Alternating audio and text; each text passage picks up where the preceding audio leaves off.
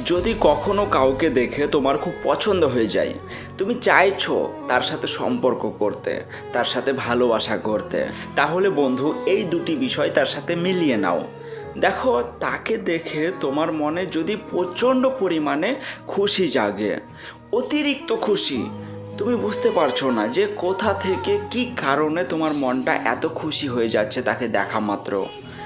যে খুশির কোনো কারণ নেই, বিনা কারণেই তাকে দেখে যদি তোমার মনে অতিরিক্ত খুশি জাগে, তাহলে সেই মুহূর্তে তোমার মনে অন্য কোনো ভাবনা চিন্তা চলছে না, সম্পূর্ণ মনটা ব্লক হয়ে যাচ্ছে তাকে দেখে।